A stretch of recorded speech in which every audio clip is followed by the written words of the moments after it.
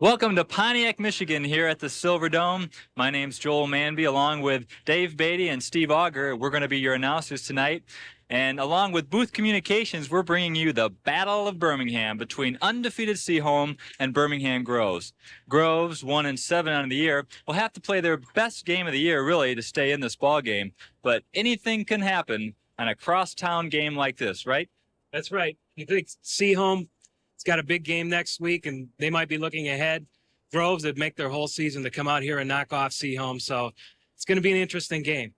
Yep, that's right, Steve. And I did talk to the Groves coaches before the game. They play a wishbone offense, and they've made a lot of mistakes in the previous games. A lot of turnovers have hurt them badly. But last week they played very well. Won their first game of the year against Southfield Lathrop, and they do feel as ready as ever to take on Birmingham Seaholm tonight. And Dave, why don't you tell us a little bit about Seaholm's playoff? Well, this is the first time Seaholm's been in the playoffs since Coach Frazier's been at the school, so they're all real excited about it. Tonight's game decides whether Seaholm will have the home field advantage in their region. Right now, it looks like Seaholm will play either Grosse Pointe North or their crosstown rival, Birmingham Brother Rice. So a lot's to be decided tonight, and they're real excited about it. Well, we're going to have a lot of fun bringing you the game tonight, so we'll be back in just a few minutes for the start of tonight's ball game. Well, welcome back to Pontiac, Michigan. We're ready for the start of tonight's ball game between Groves and Seaholm. Seaholm will be kicking off tonight, and we're going to start out with the starting lineups in just a minute. Starting for Seaholm on defense, we got Mark Garza, number 33, Matt Pollard, number 71, and I'll take a minute off here as we start the game. And there's the kickoff. Down to number 26. That's Dave Burdnix. He brings it out to about the 12-yard line. Great coverage by Seaholm. Seaholm got down there in a hurry. Good coverage. They did, and Groves will start out the game 1st and 10 from their own 12-yard line. Starting for them at quarterback is Matt Damon. And at halfback, number 20, Carl Beatty. At the other halfback, number 26, David Brudnix. Number 28, Irvin Green is the tight end. And at fullback, number 41, Todd Phillips. And we'll get the rest of those in a minute. They come out in their wishbone offense. Number 17, Matt Damon under center. Does a handoff right up the middle to the fullback. He gets about 3 yards. That's Joe Kopchit, number 44 on the tackle for Groves. Nice play by the interior of Seaholm's line to stuff that fullback. It'll be second down, about 8 yards to go for Groves from their own 18-yard line. Seaholm's been noted for their defense all year, and Groves is coming out trying to test it up the middle. Second play from scrimmage. Matt has the ball. He's going to get thrown for a loss. Back to his 8-yard line. Seaholm defended that well. They covered the fullback well in the option. And that was Adam Palmer on the tackle there for Seaholm. Great play by Adam. It's going to be third down and long, 3rd and 13. He played that beautiful, just how they wanted, from the inside out, from the inside linebacker position. He had a play on the fullback, went off the fullback and onto the quarterback. That's just how they work it. Makes the game real tough if you're in a wishbone, not getting about 4 yards of crack on those first couple of carries. Yeah, the poor field position doesn't help that offense. This is the first 3rd and long situation. Again, Matt's under center, Matt Damon. He's going to run again. They hand off to number 17, number 71, Matt Pollard made the tackle for Seaholm. Groves has forced the punt. I'm sure they didn't want to start this way, giving Seaholm the field position early in the game. That's not a very good indication, Steve. If they start out the game on 3rd and long and run the ball. Yeah, they're too deep to really throw. I'm sure that Groves didn't want to. Jeff Herrick, Steve, for Seaholm. Sorry about that, Steve. That's a decent punt. Yeah, that's a nice punt. Jeff just lets that go. That punt was by number 45, Jason Katz for Groves. So Seaholm starts out with excellent field position from their 47-yard line of Groves. It's going to be 1st and 10. They come out with Andy Gleim at split end. And, of course, their sophomore quarterback, Lloyd Abramson. They come out in a double split end offense, slot one tight end. Lloyd Abramson under center. Jeff Herrick in motion. Abramson's back to pass. First play of the game. He's going long. He's got a man. He's got him. And it's going to be a touchdown for Seaholm on the first play of scrimmage. A 47-yard touchdown pass to Jeff Herrick. Seaholm on top, 6-0 on the first play of the game. Here you get a good look at it, Joel. Steps back and he shows his arm right there and put it right on the money. Great catch by Herrick. Just like you draw that one up. Beautiful play. Boy, Abramson sure is a smooth-looking quarterback. Tom Swanson ready for the extra point. It's up, and it is good. Score with 9:17 left in the first quarter. Seaholm 7 and Groves 0.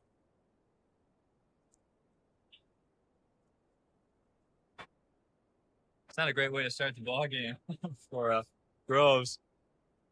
They need to really hang in there tough on this series. They're going to have to do a little more than run the wishbone up the middle 3 times. I'm sure this is not the way they wanted to start this game. No. I'm sure this is the way Seaholm wanted to start this game. I'm going to finish out that starting lineup for Groves. At tackle, number 50, John Stivers.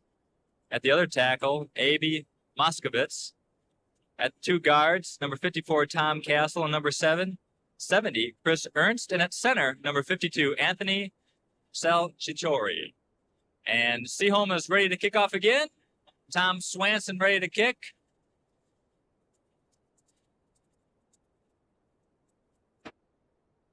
Oh, number 26 fumbles, David Brudniks. But he gets a gap up the middle, a little hole. He gets out to about the 17-yard line. We got flags on the play. Again, Groves having trouble fielding that kickoff. Swanson's really booming the ball. Oh, he is a nice kicker. That's really a weapon in high school when you have a kicker that can put the ball that deep. Yep. Not too many high school kickers can do that. Looks like a face mask penalty.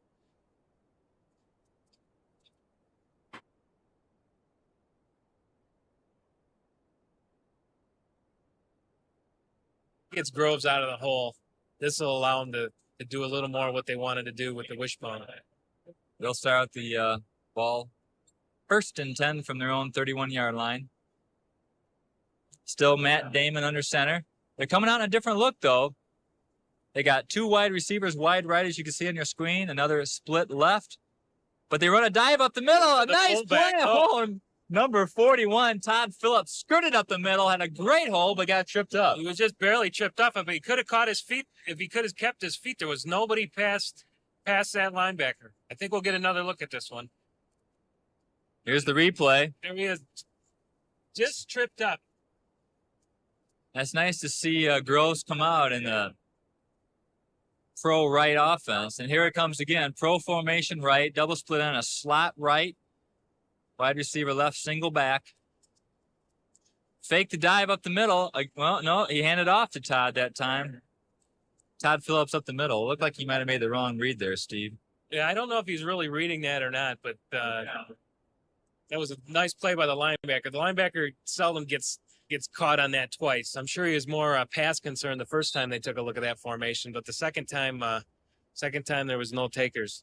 I think that was number 44, Mike Kopcha, the play. It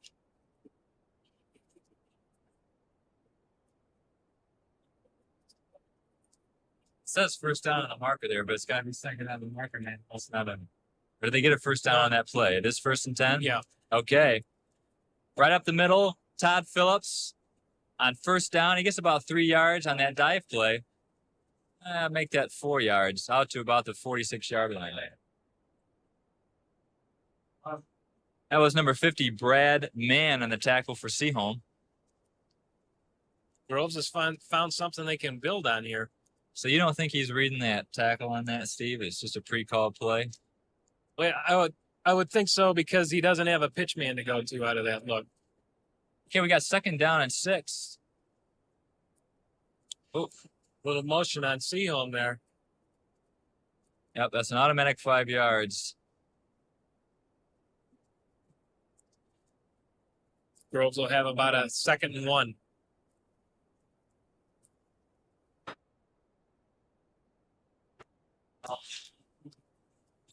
You can see on the right of your screen there, Kopsha, number 44. He's the team captain, leading the team in tackles. He's being recruited heavily by Cornell and Penn, Holy Cross, Bowling Green. Matter of fact, his brother Joe is a 3-year starting linebacker at Penn. Got 2nd down about 1 for Groves. They're back in the wishbone.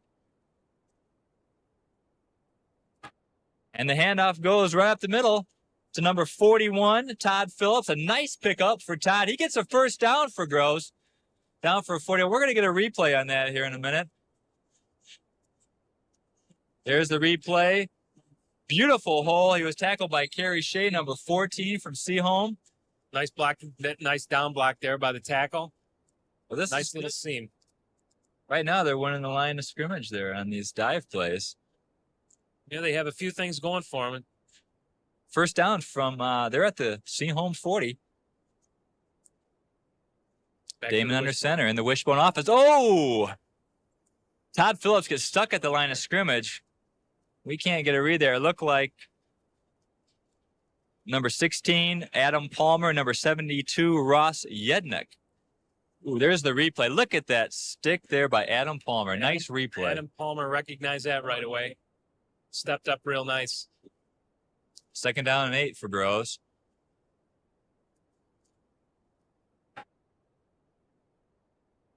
They come out in that pro set, Steve. They've got 3 receivers and a flanker, 4 just a single back offense. Damon See if they do something on it. They got a little speed option. Run by Todd Phillips. But he just didn't get around that good contained defense. It was good support there by Eric Leutsch. I'm going to abuse that name. Looks like Eric Leutsch. Leutsch. For Seaholm. Nice support on that. That play looked like it had something going for it, and he closed it down real quick. As I was saying earlier, Kopsha and Palmer are the leading tackles for Seaholm. Both fine defensive players. Seaholm in their famous 4-3 and Groves in their wishbone. It's going to be 3rd and 8. Damon's back to pass. He's got it open on the slant pass. Oh, but he missed him. Just underthrown. It was a nice play. That was intended for number 1, Greg Myers. Speedy little 5'3", 130-pounder.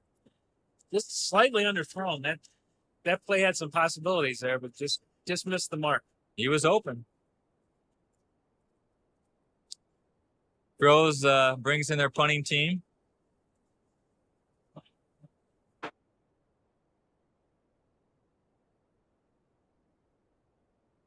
Number 20, Carl Beatty, punting. Oh, it's a nice spiral punt by Beatty.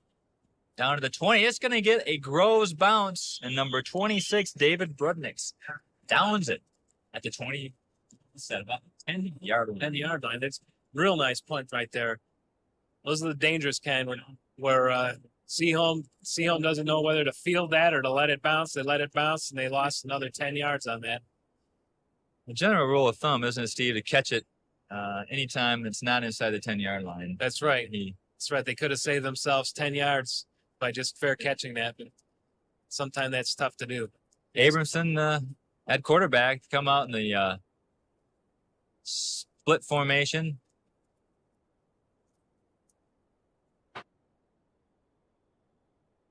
That was Mike Denton at fullback off tackle on 1st down. Pick up about 5 yards. We got a flag on the play. Yep, flag on the play.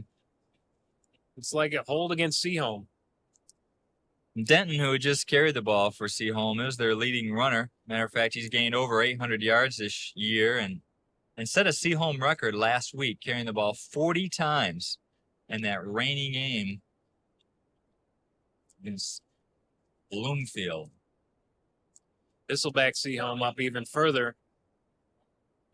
Hopefully Groves can gain some field position.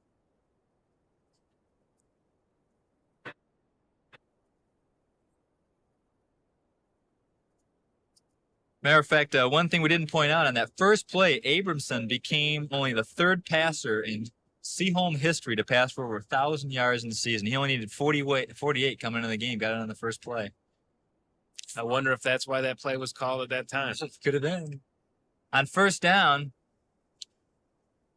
Denton takes it up the middle, picks up about 4 yards.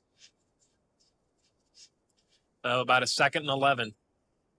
Looked like Alex Shire on the stop there for Groves.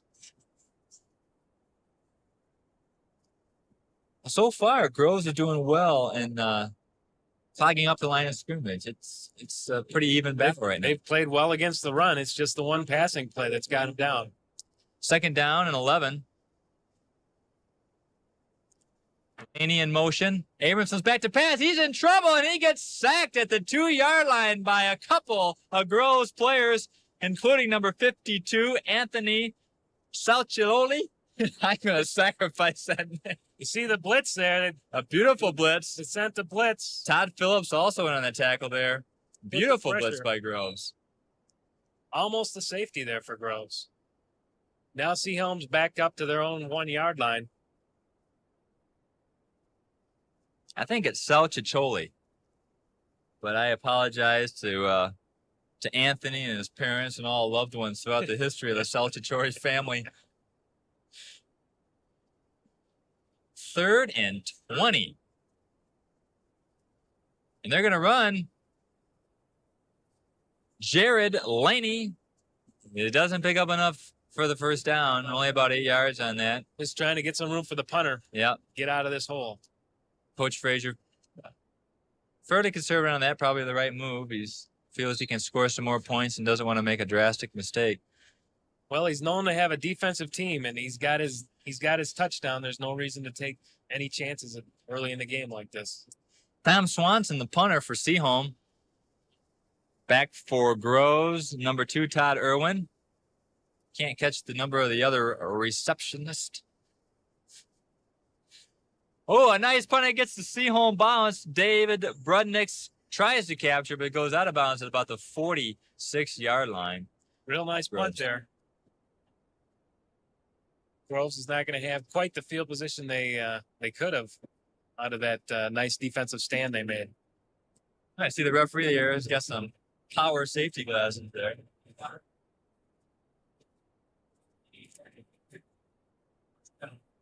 Make sure all those fans don't throw the orange. Just now hit him in the eyes. Must be, Joel. Well, so far things are looking pretty good for Groves in this ball game. They've, except for one play, first play of the game on offense from Seaholm. Last offensive series, they seem to get some things going. Let's see if they can take it up from there. And the wishbone. The ball goes off to Todd Phillips. Looks like, no, I'm sorry. That was Carl Beatty, number 20. Picks up about 4 yards. Eric Loichi made the tackle. Here's a replay. Real nice blocking up front by number 50.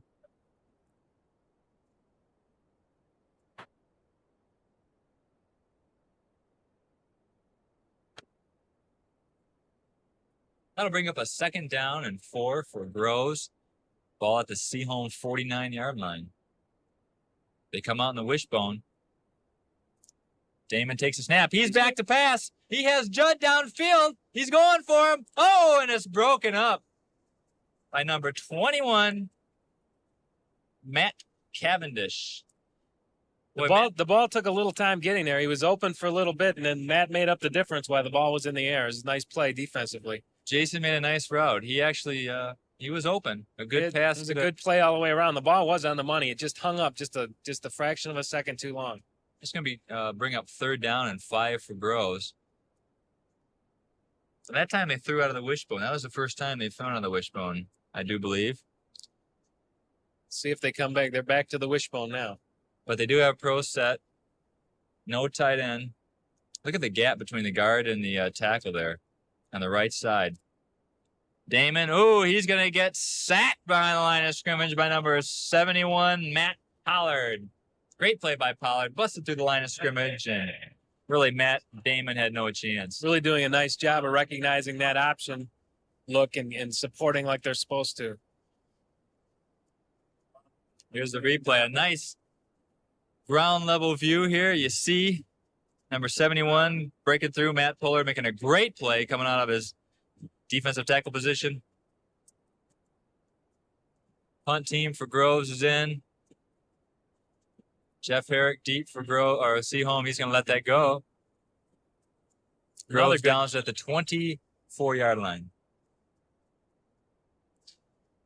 It's a little surprising Herrick is as deep as he is. There's 2 punts in a row that have dropped about 10 to 15 yards in front of him. He needs to got to make that adjustment, at least get up under there and make that fair catch. Yeah. They've gotten they've been nice punts, but real nice rolls. So we got a 1st and 10 for Seaholm from the 25-yard line. The score 7-0 Seaholm with 20 seconds left in the first quarter. They come out in their pro set offense, single back. Abramson under center. Jeff Herrick in motion to the right. Abramson back to pass. Oh, it's going to be intercepted by number 20, Carl Beatty. He runs it back down to the 15-yard line. I'm surprised we don't see a flag on that one. Didn't he get hit before the ball ever got there? Or was it tipped? Tipped at the line of scrimmage? Yeah, hopefully we'll take another look at that. Well, I've been informed by our key spotter that was tipped at the line of scrimmage, so there is no interference on that play. A great break for Groves. Abramson really tried to force that one in there. That was very good coverage. He had a. Here's the replay on that interception. We'll get that in a minute. And we just caught the tail. Just caught the tail end of it there, but a nice run back. Again, by number 20, Carl Beatty. It's 1st and 10 for Groves at the 15-yard line. They run the dive up the middle. He was tripped up there by number 72, Ross Yednick. See, that was Phillips, Gary. That time, and that was decent game. That's going to be the end of the first quarter with a score, Seaholm 7 and Groves 0. Groves has got to be really happy with where they're at right now. Yeah. Their defense is playing well. They got the big turnover, and now they're in a position to put some points on the board. Well, we got a rowdy Groves crowd over there. I believe that's Groves. A lot of green. I would guess Groves. You know, the interesting thing about this Groves team that could tell tales over the long game is they got 9 players going both ways, and that's tough. That's an awful lot. Just look over at their sidelines. They only have about 15 players, well, about 10 players on the bench. And this dome is real warm down there. It gets real warm by the fourth quarter. Got 2nd down and 8 for Groves. They come out in their wishbone offense. Damon pitches out left to number 29, is it? Or 28, Irvin Green. Irvin brought down by Andy Roberts in a nice play. Andy Roberts, yep. Great play. That's a big play for Seaholm. You can see how Seaholm's known for their defense. They do a lot of things well. They close on the ball quick, and then they tackle. One man, one tackle. It's Groves have had some plays that looked like they were going somewhere, and then nice sure tackling has just stopped the play dead. Now this year, Seaholm's only averaging 1.5 yards per rush, allowed 1.5 yards per rush. 3rd down and 8 for Groves. Damon back to pass. He's in big trouble. He dumps it off, and that's going to be incomplete. No flags for intentional grounding. Did a nice job just to get that ball away. He had some pressure from Adam Palmer, number 16, blitzing in. I believe Palmer is the outside linebacker and blitzed in from his linebacker position. Yeah, that was just a nice job to get that ball away and save the down without a major loss. Looks like we're having a field goal attempt here. Yep. It's number 20, Carl Beatty, attempting the field goal. Oh, we got problems. Groves doesn't have enough players on the field. Number 36, Josh Walker, comes in late. The kick is up. It looks good. And it is. Carl Beatty with a 25-yard field goal. He had plenty of leg on that one. No, he did. Beautiful kick by Beatty. We got a 7-3 ball game here with 11:06 left in the second quarter. I think you get the feeling of the rivalry here where Groves, the last game of the season, really nothing to play for. They get scored on in the first play of scrimmage, and yet they're really battling here, and they come back and they put a couple of nice drives together, really, and they come up with a big defensive turnover. Now they get a field goal, and they're still in the game. And when they very easily could have just folded it up and said that's the season. That's right. I think that's key, Steve. Like you said, that after that turnover, they did convert it, at least get 3 points out of it. Well, let's see how Seaholm responds. Groves is playing an outstanding ball game. Again, with 9 players going both ways and really a much smaller team physically than Seaholm. They're playing their hearts out. They're doing very well on the line of scrimmage, getting off the ball well. So Beatty will be kicking off again for Groves. Herrick's deep for Seaholm. Kopsha so far has 3 tackles. Of course, the big play of the game, Jason Judd's 48-yard pass for a touchdown from Seaholm. Quarterback Abramson. There's the kickoff from Beatty. It's down to there's a hole. Jeff Herrick's out wide left. He may go all the way. He's down to the 30, down to the 20. He's going to go all the way for the touchdown for Seaholm.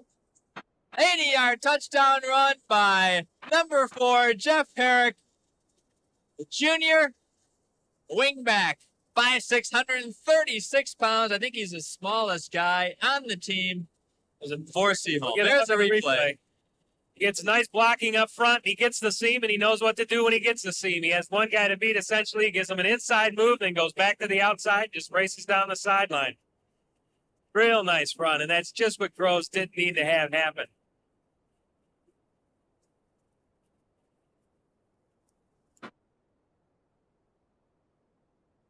Another play of that touchdown here in just a minute, as soon as we have the extra point. Swanson, the kicker, a high snap, but it's up and it is good. Boy, Jeff Costello did a great job of getting that high snap down. Here's another angle. Our sideline camera gets a great shot of Jeff Herrick. 80-yard touchdown run. Boy, Steve, that is not what Groves needed. No, they just come off a couple of real nice drives, and it was a nice kick. It was a line driver though, and it got there quick and got Seaholm into their blocking lanes real quick, and he was off to the races. There's a good view of the sideline for Seaholm, the SMA champs for the second time in Coach Frazier's reign. Since he came there, I believe it's his 5th season with Seaholm. Speaking of rain, it's nice to be here in the Silverdome tonight. It is. It is nasty outside. What a beautiful night for baseball. Oh, yeah. Temperature at 35 outside, and good day to be in the dome. Tom Swanson ready to kick off for Seaholm. A beautiful kick. Deep to number 26, David Brudnick. He brings it out to about the 20-yard line where he's driven out of bounds by a host of Seaholm tacklers. Looks like Groves wanted to fake a reverse on that kickoff. That's the nice thing about having nothing to lose. I'm sure we're going to see some tricks from Groves being their last game and wanting to upset the crosstown rival. And Dave Shute was the key person on that tackle, number 34 for Seaholm. I'm sure they put some special things in just for this, try to upset the favorite Seaholm team. This is the 5th year for Coach Frazier, his potentially first undefeated season if they win this ball game. We wouldn't want to jinx them by mentioning that on the air, though. Absolutely not. Oh, first play from scrimmage.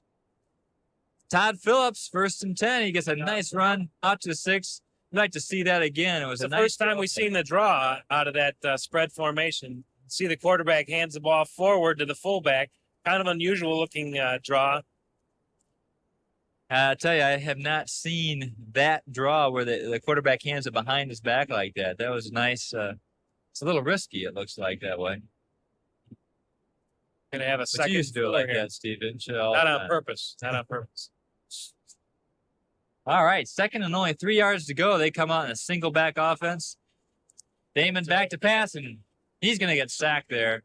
All kinds of pressure applied by Tom Swanson. Get another look Matt at that. Pollard, number 71.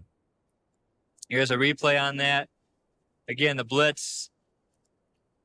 Eric Leutsch. Both the ends pinched real strong in that one. About a 3rd and 8 here.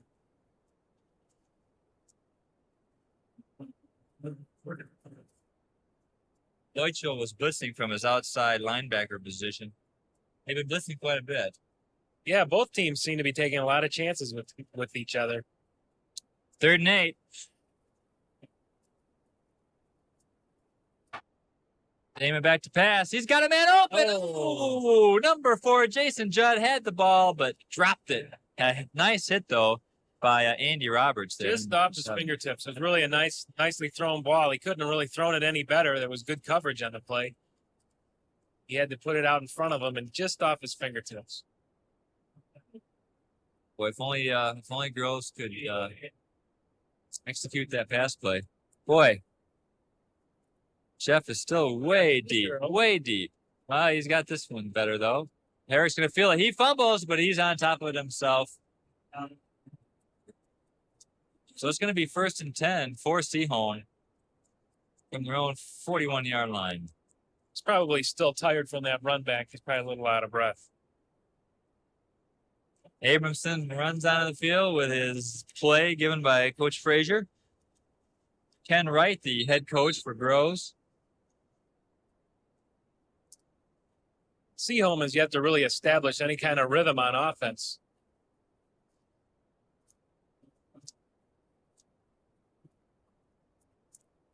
First and 10, the handoff right up the middle to their star running back, Mike Denton, and he's stuck right in the middle by number 54, 52, Andy Salcicholi.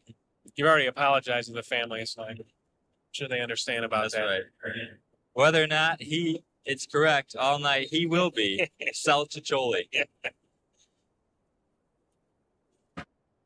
Groves' defense is really playing well here. That's a great name for a new pasta, though, isn't it? That is. Salcicholi. I think he should market that. He might market that in the Birmingham supermarkets. We got 2nd down and 11. Abramson hands off on a draw play. He's got room. He's got a lot of room. Mike Denton on the carry. Breaks outside on a draw play. We're going to have a replay on that. Watch the key block on this replay by number 42, Andy Gleim. Wide receiver, leading wide receiver for Seaholm. If we do get a replay on that, he makes a key block. Here it is. You can't pick up the block there, but right there, if you saw him spring to the outside, that was on the block by Gleim that allowed Denton to break outside on that play. So we got a 1st and 10 for Seaholm at the Groves 40-yard line.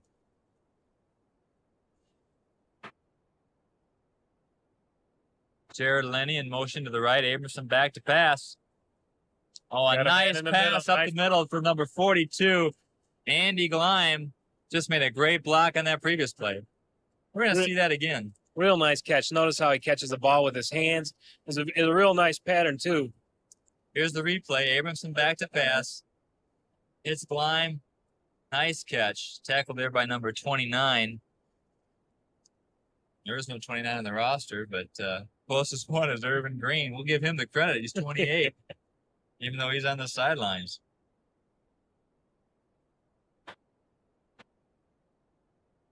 Equipment problem.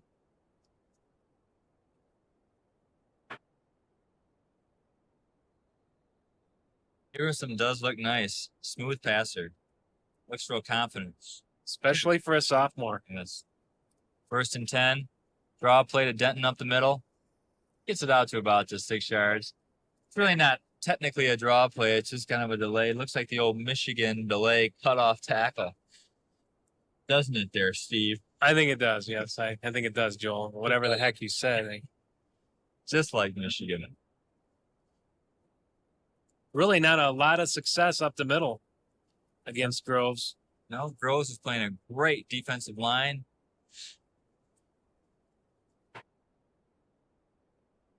It's going to be 2nd down and 6. Laney in motion. Emerson hands off to Denton. He's around the right side. Picks up another couple yards.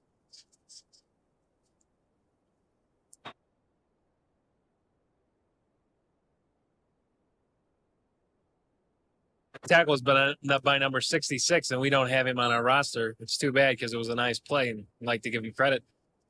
We could call him Salticholi.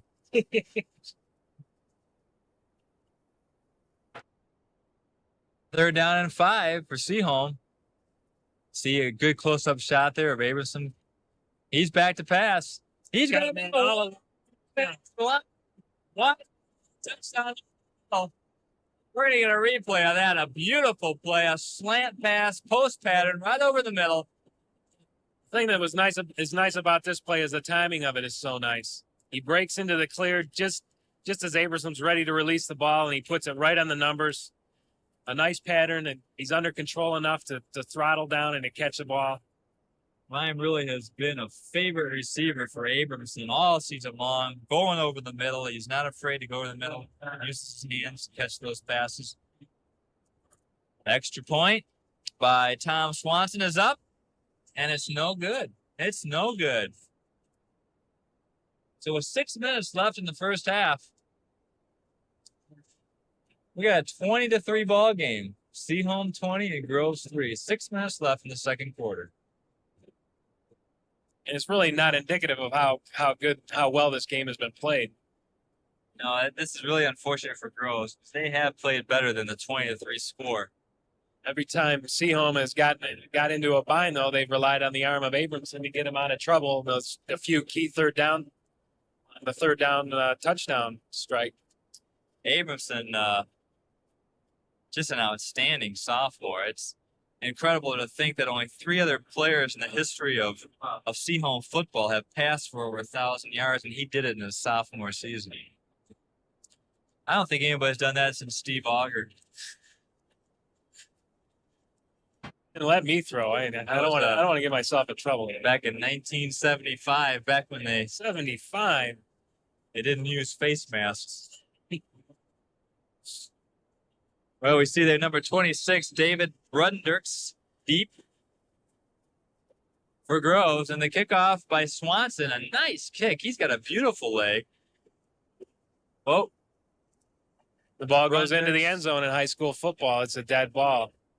Automatic touchback. And that really shows what a weapon a kicker who can put it into the end zone is. Boy, Swanson. If they were just a little more cocky, he would just put his kicker on the field and have him kick off all by himself. But I don't think Coach Frazier would do that. Well, I tell you, I doubt it. But Mo over there at University of Michigan could use a kicker like this. They haven't had a guy that could kick it past the 20 all year. And here, Tom Swanson has a great leg. He's a senior. We'll see if he ends up some major college with that kind of kicking leg. Groves comes out 1st and 10. Man in motion. Handoff goes up the middle to number 41, Todd Phillips. Adam Palmer makes the tackle for Seaholm. That's no pickup on that play. It's a tough situation for Groves right here. They really, running the wishbone, they're not really geared to make big comebacks. That's right. They have to hope for something good to happen here. Their big break so far has been the interception, and they got the field goal out of it. And then they could use a break here on offense. 5:26 left in the first half. Again, the score is 20-3. Seaholm over Groves.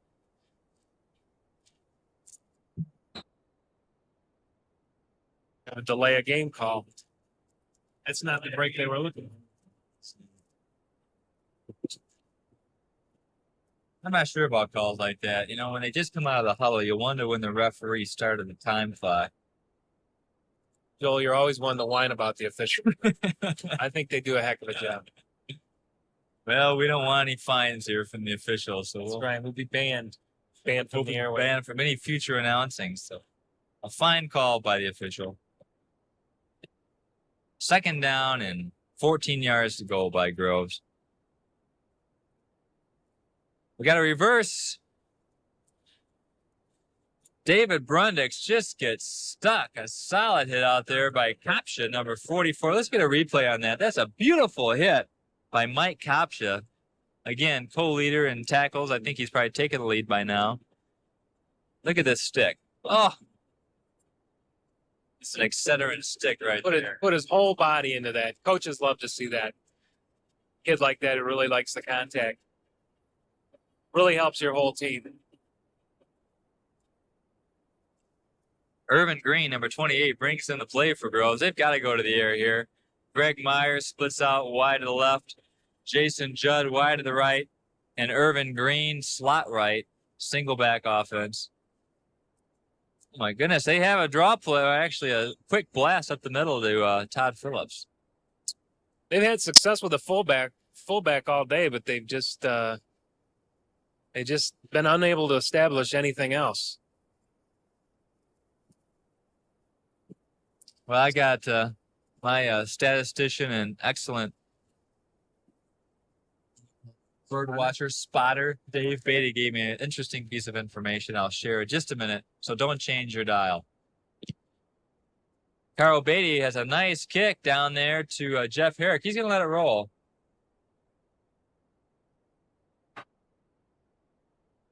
Look at that roll for Groves.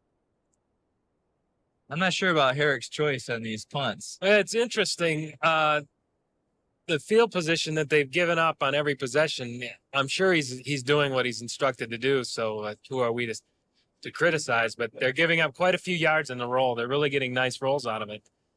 The weather can't be a factor. It's nice and dry in here. I can see on a rainy or damp night like it is outside right now. But I really don't understand why somebody with his hands isn't fielding the punts. 1st and 10 for Seaholm at their own 10-yard line. Actually, the 11, 12. 12-yard draw play to Denton. He breaks the tackle. He's out to the 15. He gets to the outside. 30, and he has one man to beat, but he doesn't do it. Great run by Denton. Carl Beatty made the tackle for Groves. Here's a replay. Menke in motion. Delayed handoff. Look at the downfield blocking there, Joel. That's really a sign of a well-coached team when they're blocking till the whistle. That play should have been stopped in the backfield, and yet everybody's still blocking downfield, allowing what looked like nothing to turn into a big play. That's right. We got 1st and 10. Menke again in motion. Abramson hands off to Denton. Out to the right side. He's got another hole. He breaks out over the 48 out to the 50-yard line. Tackled by number 4, Jason Judd, before he broke. Great blocking by the right side of the Seaholm line there. This case, we'll get a good look at it right here. Just look at them. Look at the holes that are created. Denton's a nice, strong runner. Excellent job by our replay crew and all the camera technicians, led by Kurt, our production manager, doing a great job down there. We got 1st down and 10 at the 50. Herrick in motion. He goes back left. Uh-oh, a fumble! A fumble! It's going to be picked up. Oh, no, it's not picked up. John Stivers, number 50, a defensive tackle, breaks through, really does the right thing and just recovers the football. Well, and I believe in high school football, Joe, he can't return that. All he can do is recover that. He can't pick it up and run. It looked like they wanted to run some kind of trap there. They had some trouble with both guards. They had a guard pulling left and a guard pulling right, and I think somebody got mixed up on the trap call there, caused all kinds of confusion in the backfield, and Averson dropped the ball. This is the kind of break that Groves needed. That's the 9th fumble recovery for Groves this year. They had recovered 8 fumbles and gotten 3 interceptions. So they have good turnovers in their favor all year long. Groves really needs a score here. Oh, they're not going to do it that way. Uh-oh, late hit. Yeah. We have a late flag. That possibly could be a face mask on that tackle. Could be. Jim Holland made a great play. It looks like personal foul's been called on Seaholm, so looks like it is a late hit. That's a close call. Yeah, I really didn't see anything that looked that bad from up here. If we can get a replay on that, if possible, I'd like to see what that call was. Brunderks, who is the slot position for Groves, comes in motion just about every play when he's in that slot position. That's a personal foul. It was a late hit. 2:59 left in the first half. 20-3, Seaholm. But we got a 1st and 10. Need to move those chains there, Metal. Wow, okay. I thought it was automatic first down on a personal foul, but Once again, you're mistaken. I just need to get up on these high school rules. 1st down and 1. Oh my goodness, a pitch out to number 2, Todd Irwin. Groves has just had no success with the option look. Seaholm's secondary supporting very well. Jim Holland made a great play. We're going to see that again. Here is that play. You can see Holland just coming up from his outside linebacker position. Just wasn't blocked. See, the end there is not blocked by design, and the quarterback is supposed to bring the play to him. He pitched the ball a little early there, allowing the end to play both the quarterback and the trailing pitchback. You are so right, Steve. Thank you, Joel. 2nd down and 8 yards to go. It's back to pass, and he gets sacked. Not a chance. Number 54, We're going to get another look at that. Mike Zappi and Jim Holland both break through. Watch this. Here's the blitz. Eric Leuchtley also comes in. I can't get that name right. It's Voichel. It almost looked like a screen to me, Joel. I'm not sure, but that might have been the reason for all the pressure. It was hard to tell, though. The play broke down so quickly. This is really unfortunate for Groves. They get a big turnover like that, have gone backwards 10 yards. Just before the half, it would be nice if they could cash in at least with a field goal, but they were down close enough where it looked like they could have scored a touchdown. Groves band is, as you can see, coming on the field. We got a minute 37 left in the first half. It's 3rd down and 18 for Groves. That's one of the luxuries of having a team built around your defense, though. The game can look like it's a close game, but when it gets close to scoring, when you get inside the 20, a good defensive team shuts the door, and that's what Seaholm's done up to this point. And they've done the job all year, really. Their first team has not allowed a touchdown all year long. That's incredible. Yeah. That's an incredible statistic. And that's what makes the high school playoffs such an interesting event. We see teams from all over the state with unbelievable statistics of their own matched up against each other. Yep. Last year, Seaholm gave up about 3.9 yards a rush, giving up a total of 150 points last year. This year, they've only given up 10 points, and I believe that was the second team. So that's a tremendous statistic. 3rd and 18 for Groves. Matt Damon. There's that Hands draw off we saw earlier. Todd Phillips has a nice run, but he doesn't pick up the first down. A beautiful run by Matt. By Todd Phillips, I'm sorry, down to about the 24-yard line. 3rd down and 8. That's a real nice play. They've had success with that play earlier, and it's a nice call by the Grove staff there.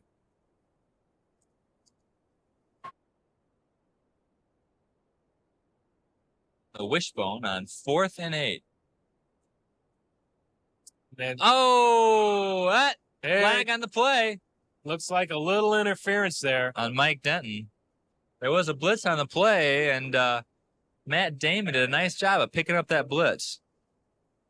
That was that same play they tried earlier in the first quarter that was just slightly underthrown. They came back to it this time, and it looks like the coverage was just a little too tight. I believe that was on Andy Roberts. Big call for Groves. That is a big break. 54 seconds left in the half. If Groves can score here, can still have a very good ball game at second. And it did look like an interference call. He kind of got around him a Yeah, little early. it was real close. It was a bang play. Groves comes out in a pro formation left, dual receivers left, and a slot left side. They're really overloading that left side, but he's going to come back to the right. A great play by number 16, Adam Palmer, breaks through the line of scrimmage. We'll get another look at that. That's a linebacker blitz. You can see Palmer anticipated perfectly. What a great replay. Thanks, Drew, on that. You could see Palmer just guessed the count, broke through the line. So that's really unfortunate for Groves. They had the Every time Groves gets a little momentum going, it seems that Seaholm turns up the defensive heat a notch. they had one man-to-man coverage there on the right side. Couldn't capitalize. Groves calls a timeout here. They realize also how important it is to get a score here. We'll get a look at the clock.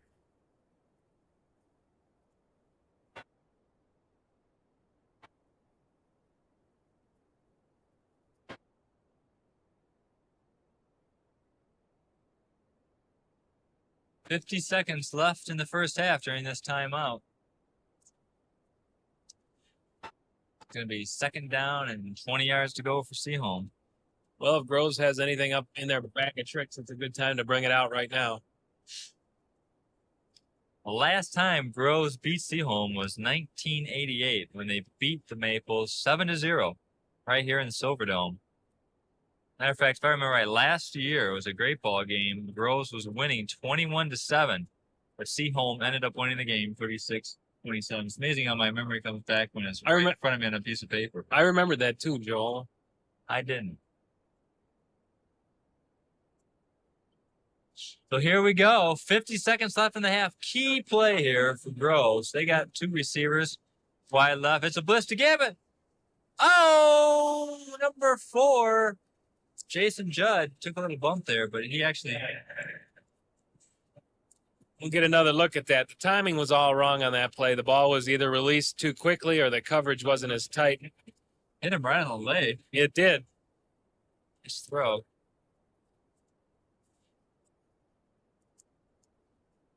That play was put in specifically to try to deny the blitz that Seaholm's been coming with, and they didn't come with it that time. Threw the timing off a little bit. The ball was released a little early. Coverage is a little softer than was expected. That single back set, Seaholm is blitzing a lot. Here he comes again. Oh, bad pass there, but I think he's under a lot of pressure. Intended for Brunders. Matt's pass just fell short. He's under a lot of pressure from the blitzing Seaholm linebackers. Seaholm's putting on the pressure, and it's not just the blitz. The down linemen are doing a nice job too of getting some movement. The line of scrimmage is allowing the seams to open for those linebackers to shoot through. And let's mention those down linemen there. We got the Grubbers, as they call them. What a great name, huh? That is a good name. The Grubbers. You get the idea. Grubby here in the Silverdome AstroTurf. It'll be grubby next week, I guarantee you. It will. Cold and grubby. But anyway, the Grubbers, number 33, Mark Garza, sophomore, the second sophomore to start for Seaholm, and number 71, Matt Pollard. The two defensive ends are number 54, Mike Zappi, and number 72, Ross Yednick. We've mentioned the middle linebacker's name a lot, Adam Palmer. He's been blitzing a lot, doing a great job. Outside linebackers, number 6, Eric Boychel. I apologize to his family if that's not the correct pronunciation, but it sure looks like Boychel to me. And the other outside linebacker, number 96, Jim Holland. For cornerback, we have number 21, Matt Cavendish, and 37, Andy Roberts. Strong safety, 14, Kerry Shee, and free safety, number 44, Mike Kopsha. We've already talked about leading the team in tackles. So here we come. 44 seconds left in the half. 4th and 20. 20-3 Seaholm lead. 4th and 20. Matt's back to pass. He's got a man open. That's going to be picked off. It's picked off by number 21, Matt Cavendish. Let's tackle him. Terrell Beatty finally brought him down. We're going to take another look at that one. Gutsy run back.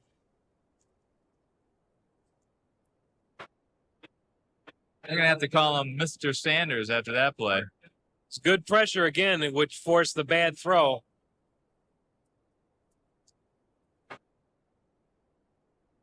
A lot of people standing around watching there. Nice camera work there by our replay crew. That's unfortunate. Big turnover, and they couldn't convert any points on that. Could have. I don't know if I would have gone for a field goal there or not, Joel. They have a nice kicker. They're within field goal range. I don't know, 20-6. The Groves coaching staff feeling that that's not quite going to turn the tide of this game around. Yeah, that's a tough call. You like to, when you get a turnover like that, you like to convert some points. It's just real demoralizing to get a break and then not convert it. That's about the third time I believe the Groves has been down there without coming away with a point. There's a shot of the Silverdome, the capacity crowd here, all those little blue folks. That's right. The blue people showed up for this game. And that's why it's televised, because of the sellout. That's right. Isn't that how that works? That's right. And Coca-Cola bought the last few tickets just so you could see this game In the comfort of on your living room. Booth Communications. 1st and 10 for Seaholm. See what 27 Seaholm seconds does. They're left in the half. gonna run the clock out. Abramson just puts his knee down on the ground. There's a close-up shot of the sophomore quarterback, over 1,000 yards passing this year for Seaholm. Looks like he banged up his finger, a little blood there on his left hand. Don't worry, Mom. Mrs. Abramson. Make sure your son's okay there at halftime. Great close-up shot of some of the large offensive linemen for Seaholm. I don't believe we've mentioned all their names, and let me just take the opportunity now to do that. At center, number 55, Dave Wagner, a senior, and at the guards, number 74, Tom Bates, and number 67, Darren Sankbeal. At tackles, number 73, Dennis Callahan, and the other tackle, number 77, Alex Reese. Splitting, we've already talked a lot about Andy Gleim, number 42, caught that great touchdown pass on the slant play. And a slot back, number 25, Jared Laney. 2nd down and 11 for Seaholm at their own 15-yard line. 21 seconds left in the half.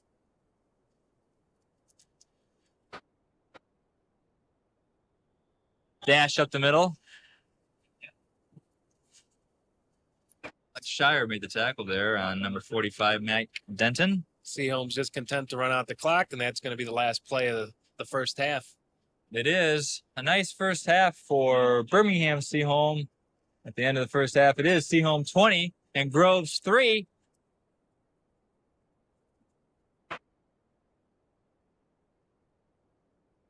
That's going to do it for the first half. Again, that's 20-3, the end of the first half, and we'll be back for the start of the second half in just a few minutes.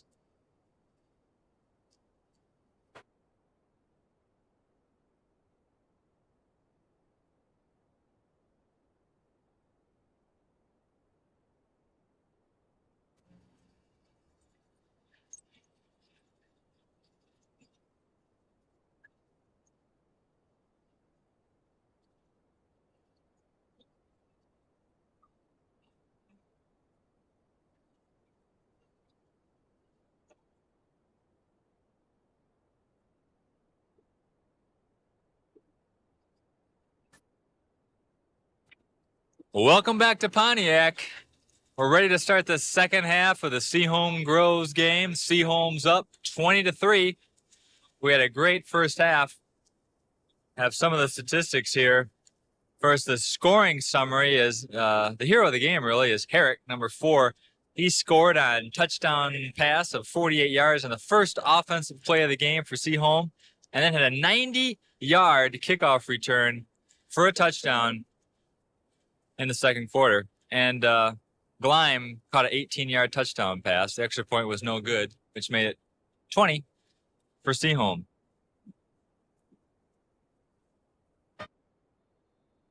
Ready for the second half kickoff? It's deep, kicked by Carl Beatty.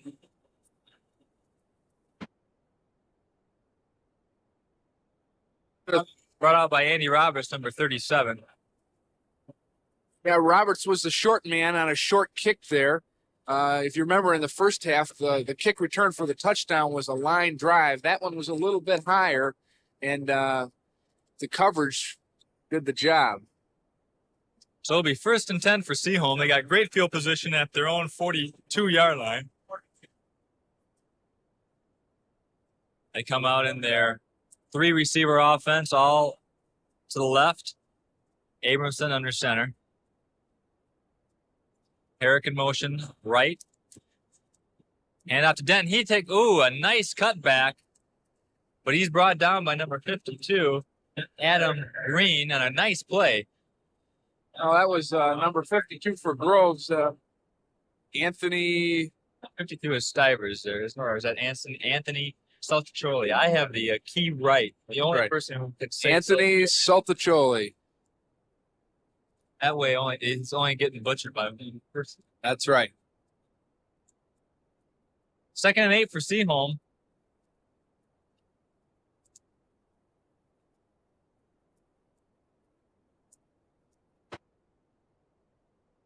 The handoff goes to number 25, Jared Laney.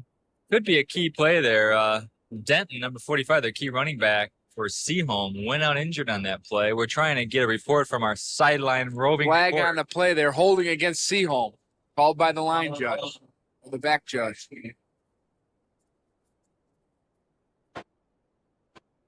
I don't know about you, Joel, but I thought even though Seaholm is up 20-3, they were a little bit lethargic in the first half, somewhat sloppy on offense, and their defense, although they did not allow a touchdown, they allowed Groves to drive the ball up and down the field. So even though we have a 20-3 score, the teams have played a lot closer.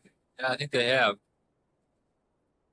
Seaholm did start to dominate the line of scrimmage the last series before the half ended. 2nd down at 15. A nice pass by Abramson out to Herrick for a nice pickup.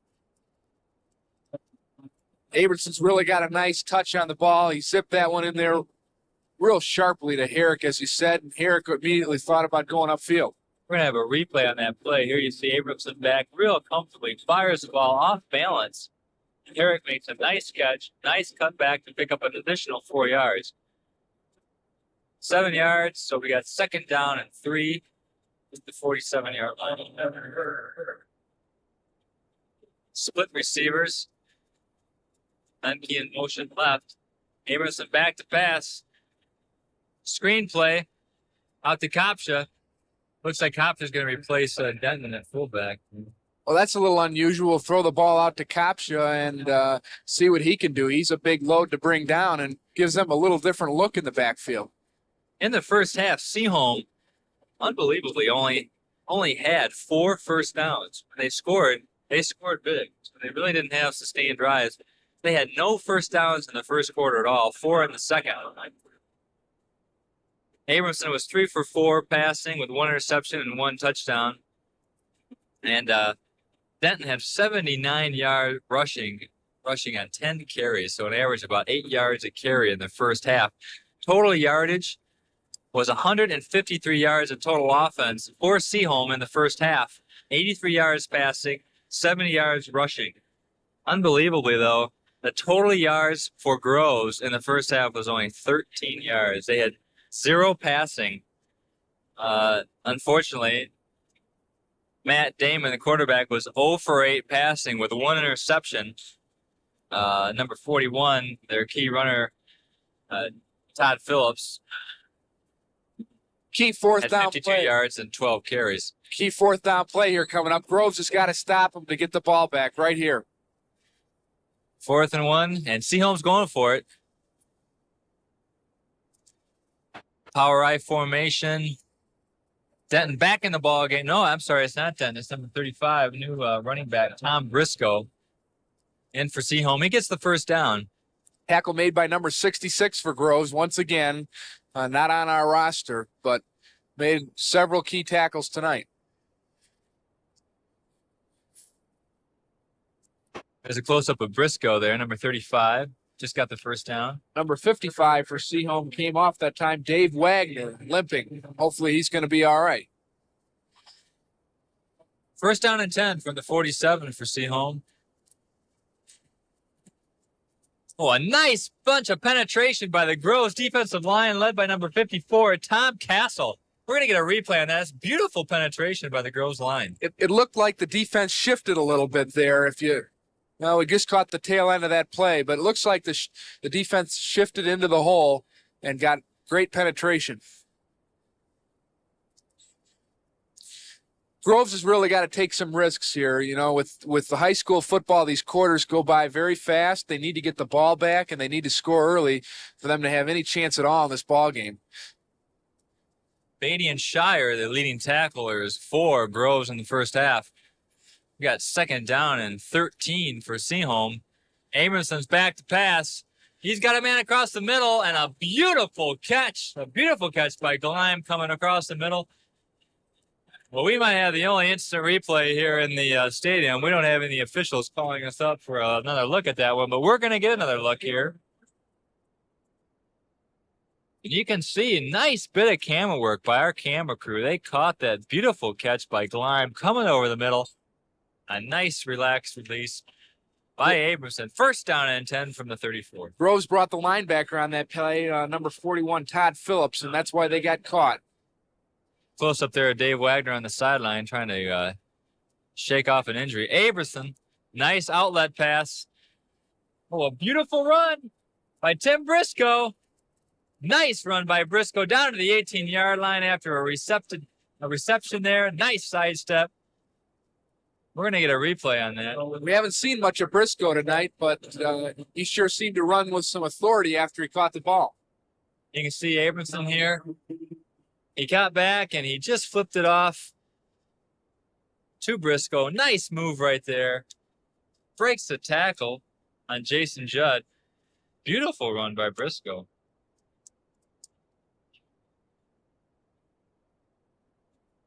First down and 10 for Seaholm. We're going to have a delay of game. Briscoe's a senior. I'm a little surprised we haven't seen more of him. Looked real nice on that play.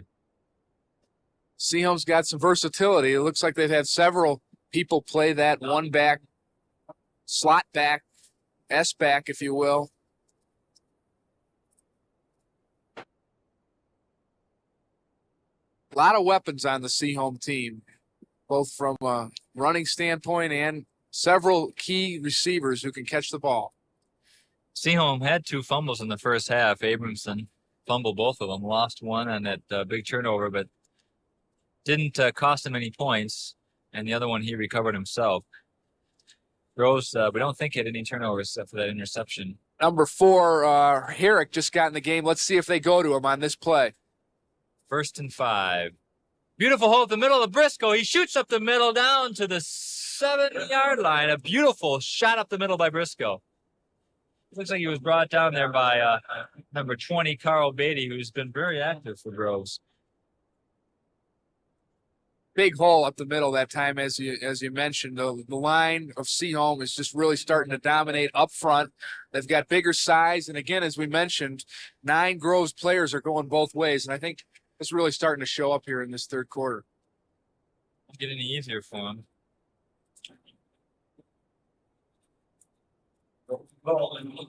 First and goal to go for Seaholm at the 7-yard line. 7:06 left in the third quarter. 20-3 Seaholm lead. Amerson hands off to Briscoe. He's down to the 3, the 2. He twists and turns into the. Oh, I thought he was into the end zone, but he's not. He's down to about the 1 foot line. Nice run by Briscoe. He looks good. Sure does. He's really running with some authority, and you see breaking tackles there and almost got in the end zone. Just one man to beat. Groves in their 4-4 defense. Now they'll line up in a goal line defense. And again, that you may see them shift to try to get some penetration. They need a stop here. Power formation. Briscoe gets stopped. An excellent defensive surge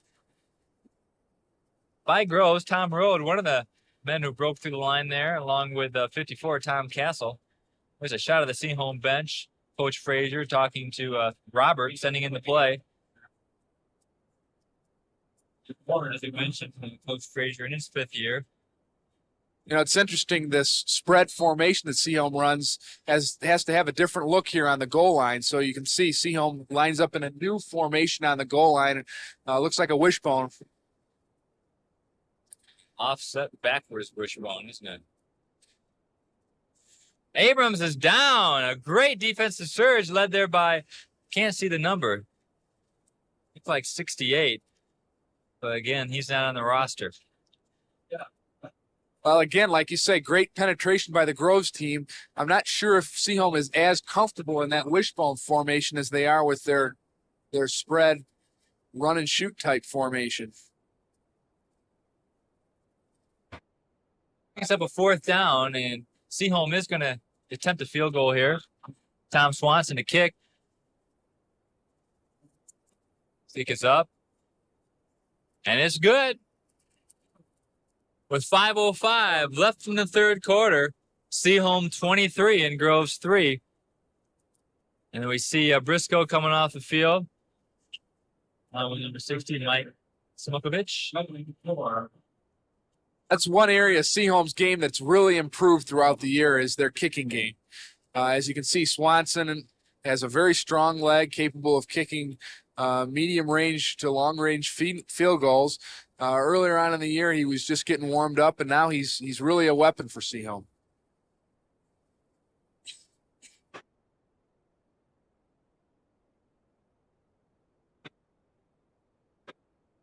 Well, if you're Groves, regardless of the outcome of this game, you're starting to wonder about next year. You're hoping that your juniors and your sophomores get some experience, and a lot of seniors on this Seaholm team, and Groves is hoping that things even out a little more next year. Swanson ready to kick off.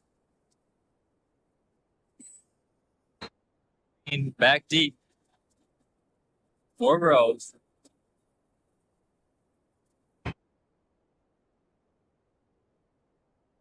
Burtnick has the ball. They fake the reverse, and he brings it out to about the 12-yard line. He's brought down by a host of Seaholm tacklers, including number 34, David Shute, 22, Jeff Costello.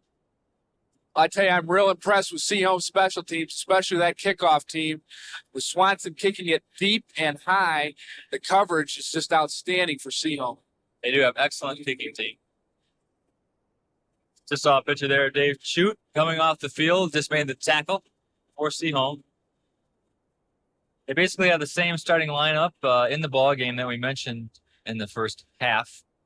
And Groves also comes out in the same wishbone formation. Matt Damon, quarterback, hands off up the middle to number 41, Todd Phillips, who was a leading ball carrier, with getting 52 yards in the first half for Groves. Again, 4:25 left in the 3rd quarter. It's 23-3.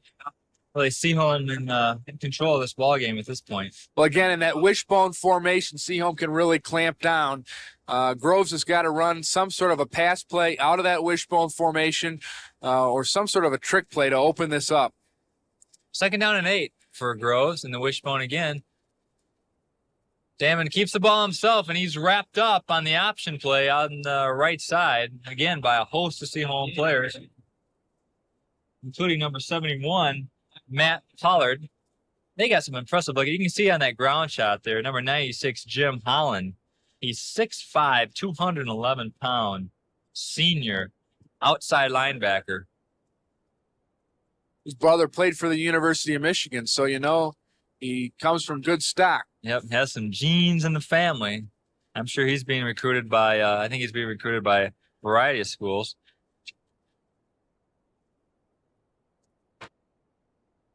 There's a rush coming on Holland. He gets brought down by the middle linebacker, number 16, Adam Palmer. Adam Palmer's been coming on the blitz all night long, and Groves has not shown any ability to stop it. He's just slashing through. Here's the replay. See on the replay, and he gets right into the quarterback. Nobody there to stop him. Palmer has excellent anticipation on the blitz. He times it perfectly, breaks the line of scrimmage. It forces a punting situation for Groves. You can see Seaholm's getting a little wiser here and bringing their receiver up. He's going for the punt, and it is partially blocked. Out of bounds. It's about the 32-yard line. Looks like there's a bit of confusion. Yeah, you can see on that play, number 4 for Seaholm. Guess it wasn't blocked. Jeff Herrick was deep, and he moved up. Seaholm rushed the punter and made an excellent play. Again, on special teams, Seaholm comes through. I stand corrected, though, Dave. It looks like he didn't block any of the punt, so it's going to be roughing the kicker. Maybe we can get another look at that at the replay. It sure looked the way the punt came off his foot. Yeah, we can't get a replay on that, but it looks like just from what I could see, just a bad kick. Looked like he blocked it, but he didn't. So it's going to be 1st and 10 for Groves, 21-yard line. Big break with time running out here. Groves would like nothing more than to drive the lengths of the field for their own confidence.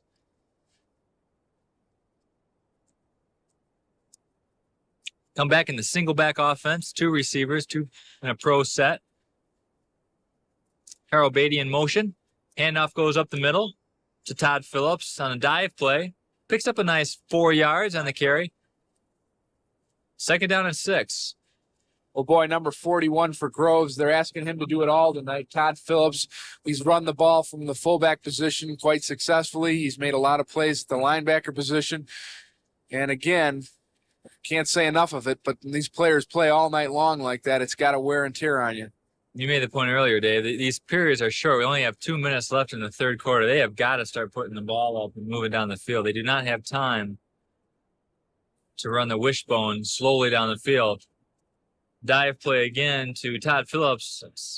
It's going to be 3rd down and about 5, and I'm just got about 20 points to make up here. Guess what? Seaholm decided to do something different. They blitzed Adam Palmer again. Yeah. Palmer, very active, very fast. Middle linebacker does an excellent job in the middle there. Jeff Herrick's actually the fastest man on this team. He runs a 4.65 40 as he showed on that 90-yard kickoff return. But Palmer, an excellent athlete in the middle. Damon under center on 3rd down. He's back to pass. He's got a man open, but it's almost picked off by number 37, Andy Roberts. Nice play by Roberts. Seaholm's defensive backs have done a great job all year long. Always around the football. We're going to take another look at that here from the ground level. See, he just threw behind his receiver. Got an encroachment. Encroachment on Seaholm. Boy, Seaholm seems to be doing everything wrong at this time. Roughing the passer on the roughing the punter actually on the last sequence, and here an encroachment which is real close to a 1st down. I'm not sure. Well, they keep giving Groves another chance, but Groves isn't really taking advantage of it at this point. I think it's going to be just short of a 1st down. Now they're going to take a measurement here to check it out. Costello there in the foreground, and Shea.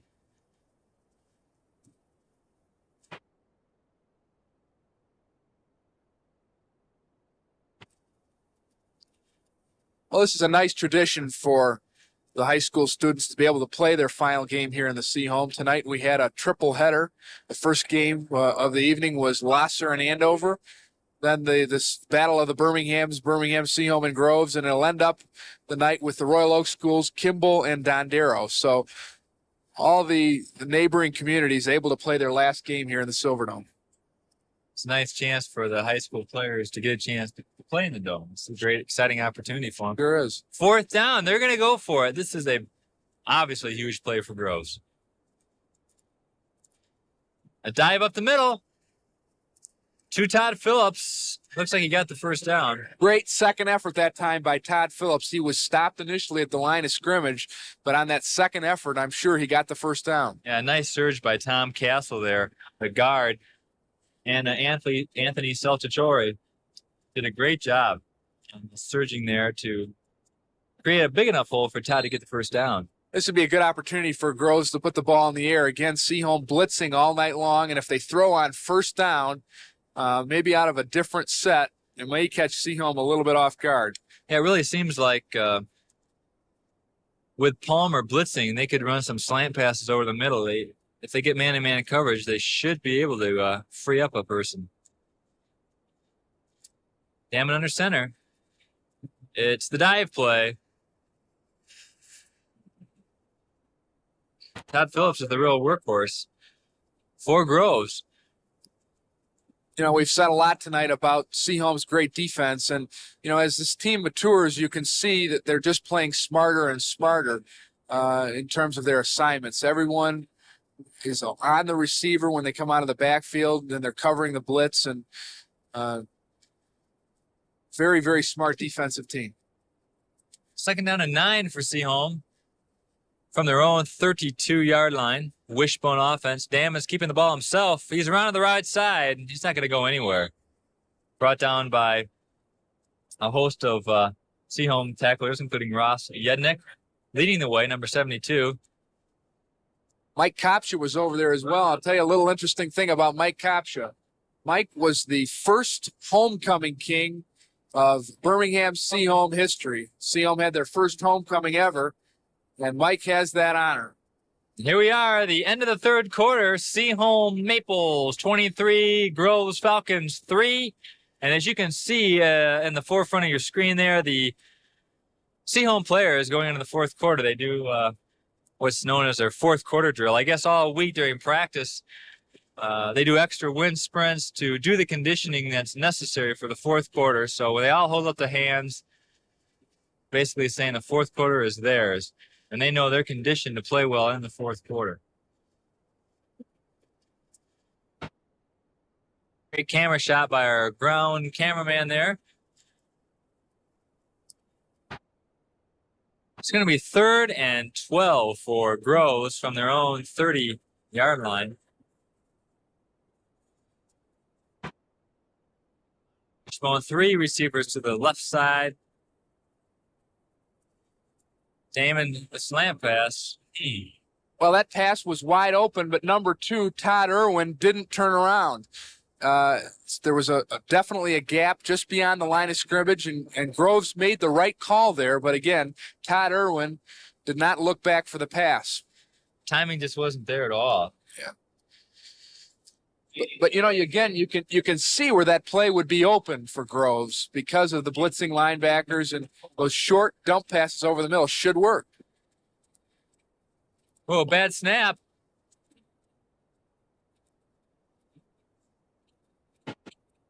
But Carl Beatty did a nice job on that snap, Dave. He jumped up, caught it, got it off. That's good job by Beatty for Groves. Rolls down to about the 36-yard line, where Seaholm will take over 1st and 10. Well, this is Seaholm's chance to tune up for the playoffs now. They got to get their offense in gear. They've had some good moments tonight and some decent drives, but you haven't really got the feeling that they've been totally in sync. Looks like Coach Frazier is starting to make some substitutions here early in the 4th quarter. Tom Swanson, a senior, coming in at quarterback to replace the sophomore, Abramson, who did a fine job. Handoff goes, again, to number 35, Tim Briscoe. It looks like Mike Denton is probably going to be out for the game. You see him down there at all, Steve? Got another penalty flag here, holding against Seaholm. That'll back this one up. Training that ankle.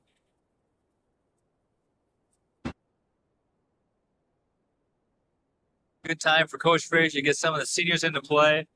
Again, as we just mentioned, Tom Swanson, the senior, is coming in at quarterback. Number 23, Jordan Dara, a junior, coming in. Couple new linemen. Number 60, Mike Smokovich, who did not start the game, is in at guard. There's a field shot of Tom Swanson under center. He's back to pass. Rolls left. A beautiful pass. Beautiful pass out to Jordan Dara. Number 23 picks up about 10 yards back to the original line of scrimmage. Another one of the top receivers for Seaholm, Jordan. You can see he had great hands on that. Looked back and caught that ball in his hands. Look on the replay here. Swanson looked real nice, rolling to his right. 11:04 left in this ball game. Seaholm up 23-3. Both teams have all their timeouts left. Also in the game for Seaholm, number 84, Henry Guthrie, another senior, getting a chance to play. In motion, Lenke. Swanson back to pass. He's got some pressure, but he breaks out. Does a nice job getting back to the line of scrimmage. Broke a couple tackles to get back there. It's going to be 3rd down and long for Seaholm. A lot of pressure on that play, and as I said, it was just good to get back to the line of scrimmage. 73, Dennis Callahan doing a nice job there, creating a little bit of running room for Swanson. Still in the ball game. Callahan is, as well as Tim Bates, the other guard, still in the ball game. Starters for Seaholm. It's going to bring up a 3rd and 10. Single back offense. Jordan in motion.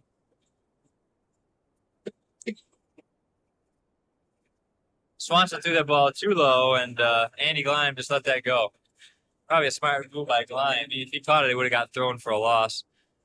Nothing there on that play. It's going to bring up 4th down, a punting situation, obviously, for Groves, or Seaholm, excuse me. I'll see if Groves puts 10 guys on the line of scrimmage and see if they can block this one. It doesn't look like it. It looks like they're going to set up a return. Irwin and Beatty back. Swanson the punter. He gets a bad punt, but actually rolls out of bounds to about the 32. Not too bad. Stops the clock with 9:51 left in the game. Seaholm on top, 23-3. Well, their punting game does not look nearly as good as their kicking game, Joel. And the kickoffs have been strong all night. Nice field goal, but the punting game needs a little bit of tune-up before they go to the playoffs.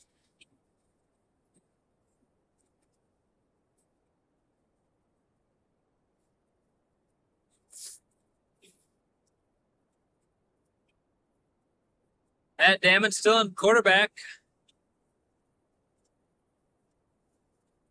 1st and 10 for Groves. It's a dive play up the middle to Phillips.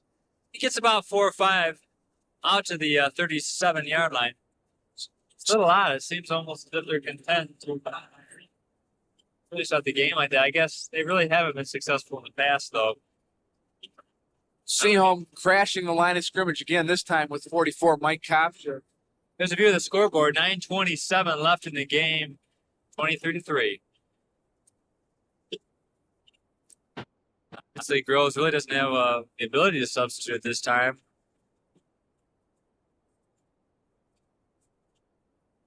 Handoff again to Phillips up the middle. Gets about 4 yards out to the 40, almost the 40-yard line. You know, Seaholm's defense is really something. When you got number 16, Adam Palmer, 184 pounds at linebacker, and right behind him is Mike Kopscher at safety at 199 pounds. So you blitz those two guys, and you're going to get a lot of activity right up front around the line of scrimmage.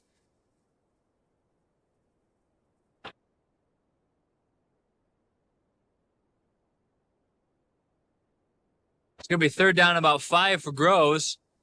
On the draw play, a nice hole, but it is smelled out and stuffed by Kopscher. Beautiful play by Kopscher. Todd Phillips a little slow in getting up there. Boy, there's a wide open hole there, but Kopscher did a great job sticking that play. Kopscher's not there. Phillips has a long way to run. David Brundrix bringing in the play for Groves. See Groves breaking out of their huddle there. Going to be 4th down and 2. Groves going to go for it. Pass back to pass. He's got a lot of pressure. He's going to go down on a sack. Brought down by, again, a host of Seaholm players, including Number 16 again. Yeah, number 16, of course. Adam Palmer. Palmer has had an outstanding game, blitzing all night long, and here we see it again on the replay. Palmer crashing through, and he wraps up number 17, Matt Damon. nicely. Also, Matt Pollard was also in on that sack, broke through the line of scrimmage from his tackle position. So Seaholm takes it over with 7:36 left in the game. They have a 23-3 lead. 3 wide receivers. Herrick in motion. Left. Handoff. Goes to number 35, Tom Briscoe. Goes nowhere. Loses a few yards back to the 35-yard line. Again, Seaholm shifting the receivers in. Number 84, as you mentioned, Henry Guthard in the ball game. A few more substitutions too for Seaholm, Dave. Tim Aiton's in at center.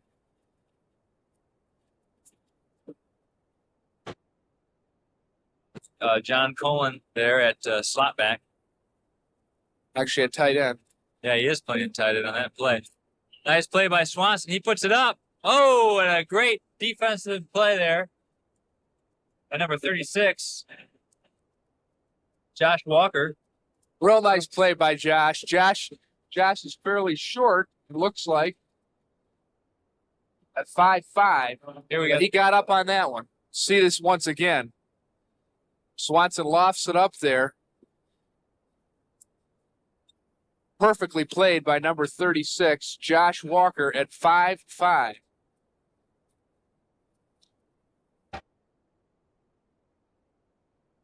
Brings up 3rd and 10.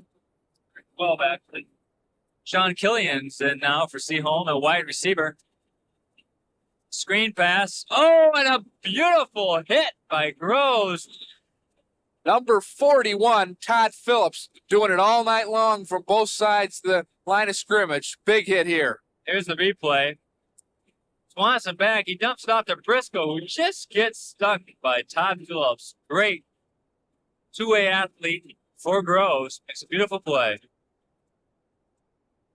Offensive holding is declined by Groves. That brings up 4th down and 14. We'll see Seaholm do here. Oh, that turned the ball over. Oh, I'm sorry, you're right. They did turn the ball over on the decline.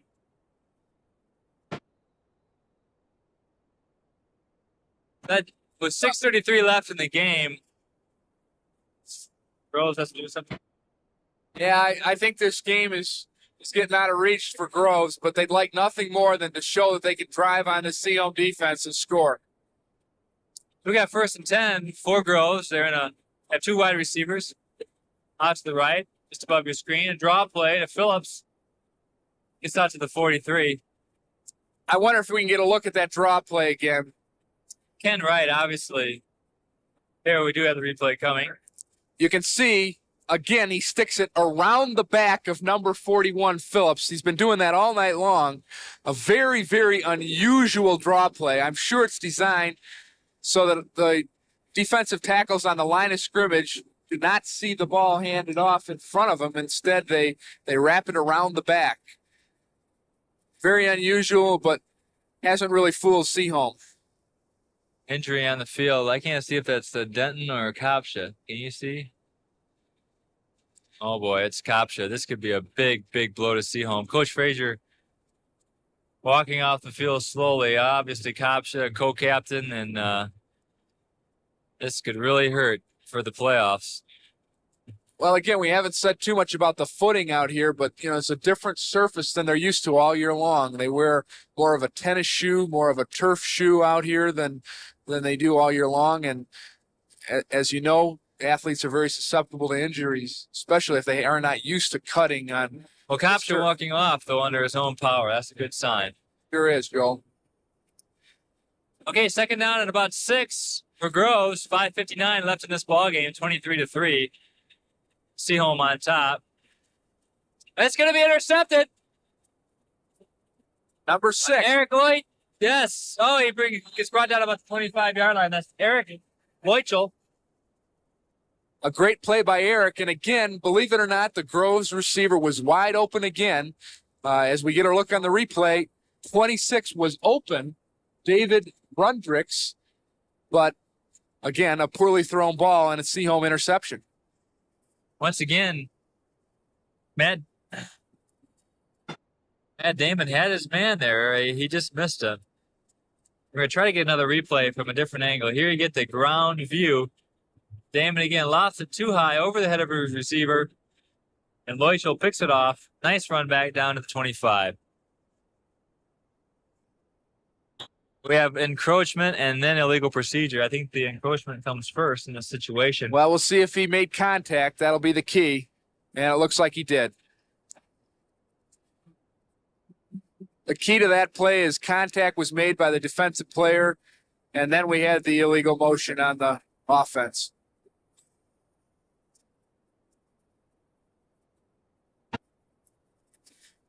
Well, the Seaholm band playing the Tomahawk. Braves war chant, as we heard so much in the World Series this last few weeks. Okay, we got first down and 5 for Seaholm. 5:11 left in the game. They're at their own 20.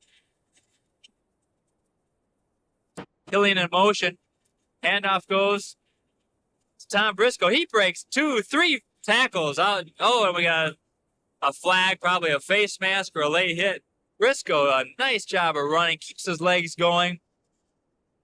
Very fine. Just look at that again. Just watch Briscoe break through the line, reads the blocks really well. 1, 2, 3, 4 people to bring him down. You can see the late hit coming in. Briscoe already down. Late hit comes in. 4:57 left in the game. Some more players getting in the game for Seaholm. Number 5, Sean Killian in the ball game. And Jeff Costello brings in the play from Coach Frazier. Number 84, Henry Gothard, split wide to the left. Swanson still at quarterback. Hands off to Briscoe. Briscoe spins his way down to the 6-yard line. It's going to bring on second down and goal to go. Number 50, Brad Mann, playing some offense. He's started the ball game on the defensive side of the ball. He's getting some work here at offense. And this is great. Coach Frazier getting a lot of his seniors in. Number 29, Brian Stossel, brings in the play.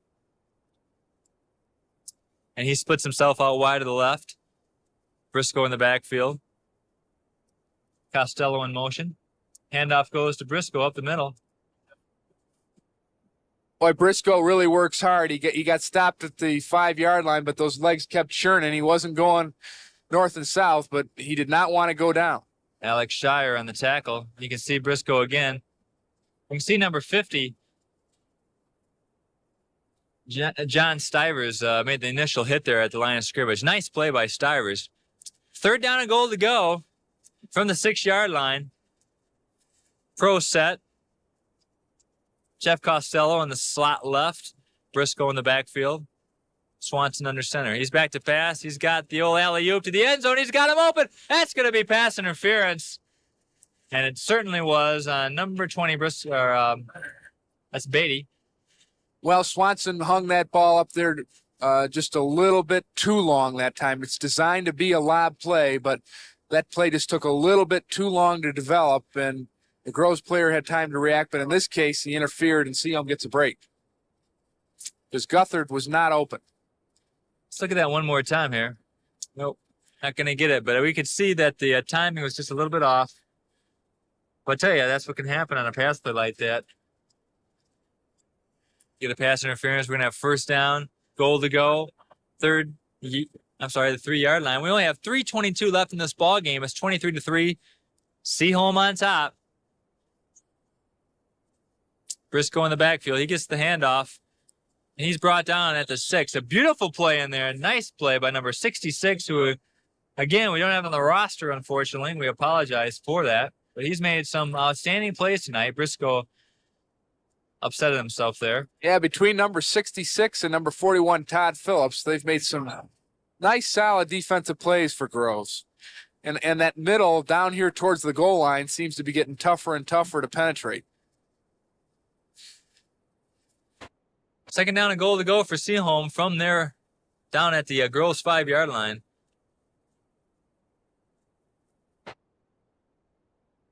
Swanson back to pass. He has a look-in pass. Oh, that's too bad. Henry Gothard unfortunately, the senior, he'll probably remember that for a long time. It's good Well, chance for that play was perfect. We're going to get another chance to look at a perfect rollout by Swanson and a nice pass to Guthard, wide open for a touchdown.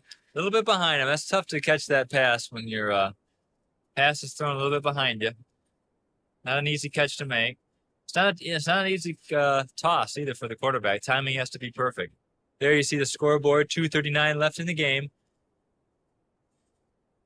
Seaholm just putting the finishing touches on the drive. Swanson, a nice cut on the option play left into the end zone for the senior quarterback. And Seaholm goes up 30-3. A beautiful fake by Swanson. I'm sure we'll get that on a replay here. He looked nice. Here you can see on the ground level camera, a fake just enough that pulled Jason Judd off balance from Groves. Beautiful work by our cameraman down on the sidelines. We got a 29-3 ball game. Well, that's Tom Swanson. A great opportunity for him to score a touchdown in his senior year, his last game. And he'll remember that touchdown against the crosstown rival Groves. Groves not faring quite as well as the last time. Interesting statistic, the two previous times that Seaholm has qualified for the playoffs, Groves has played the Maples very tough. In 83, Seaholm only won 6-0. And in 1984, Seaholm won 7-6. But tonight, that's not the story. Seaholm really dominating this contest. Let's take one more look at that touchdown run. You can see there, Swanson, a nice cut on number 4, Jason Judd, into the end zone.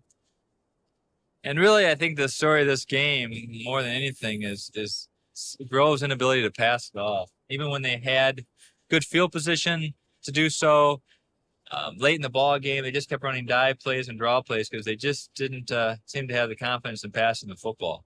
Yeah, they tried a couple of different formations, but they really were fairly predictable what they were going to do out of those formations. And as soon as Seaholm discovered that, they came on the blitz all night long. And the play that was open later was the dump pass over the middle, but Groves, because of poor timing or poorly thrown balls, never was able to execute that play. But that was the play that they needed to stop the Seaholm blitz, but they just couldn't execute it. That's right. You saw Rob Petty there on the sideline earlier, stretching out his legs. I'm not sure if he's ready to go in here with 2:34, but really, it's all academic at this point. Groves has the ball one last time, but not very good field position. I'm sorry. No, this is the extra point. They're going to try I forgot what happened. they're going to try a 2-point conversion here. They're going to go for 2. Swanson back. He's got a man open. Oh, it's going to be knocked down, picked off by Tom Phillips. Todd is all over the field. Great athlete. I'm not sure why you go for 2 points there, leading 29-3. I guess it's an attempt to get a few players some scoring opportunities here late in the game, but at 29-3, this game's out of reach. And here's the replay. You can see Swanson really Briscoe wasn't open. But nice attempt. No good. We got 29-3 score. 2:34 left in the game. And now we have the kickoff. Well, here's a chance for Groves again on a special teams opportunity. Swanson's been kicking the ball great all night long, but let's see if they can get a return out of this and have some glimmer of hope for their offense to end this football game. Swanson on the kickoff. Jason and Carl Beatty deep. And drive kick. Tough one to handle. Number 54, Tom Castle picked that up. Well, you know, they're calling his knee down, but it was a late whistle. Number 54 for Groves, Tom Castle, as you mentioned, had an opportunity to run with the ball, but after he'd taken several steps, the referees finally blew him down. Well, 2:29 left. Seaholm's going to wrap this one up, 29-3. What is the playoff situation? They're going to go on to play, you said either Birmingham Brother Rice or who? Well, they're going to have the top seed here in their region, Okay. which is a great opportunity. They will have home field advantage. It looks like they'll play either Grosse Pointe North or Birmingham Brother Rice, depending on the outcome of their games this weekend. So Brother Rice is Class A. I was thinking they were Class AA. No, they're Class A. Okay. Brother Rice has to get some help to get into the playoffs tonight. They've got 2 or 3 losses, so things have got to go their way this weekend for them to get into the playoffs. I do believe this is the first time Coach Frazier's ever been in the playoffs. As far as I know, that is first time. We were able to get that statistic from Coach Frazier's wife, Carrie Frazier, in the booth with us tonight. She's been cheering radically all night long, jumping up and down. She doesn't even have a voice left. I'm going to give a special thanks to all of our camera crews. Done an outstanding job. You know, that brings up a good point. The camera crews, as you mentioned, and, you know, this game here is really also for the parents. The parents of these high school ball players have a lot of commitment and a lot of sacrifice all year long to have their kids go through a program like this.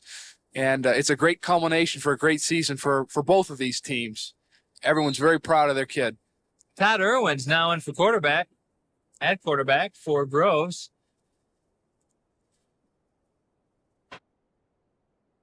Handoff. Couldn't really see the looked like number 26 there, David Brunderks on the carry.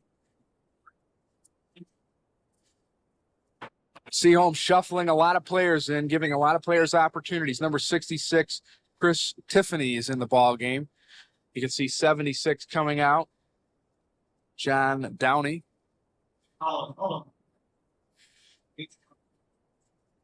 Holding penalty against Groves will take it back to about the 17-yard line.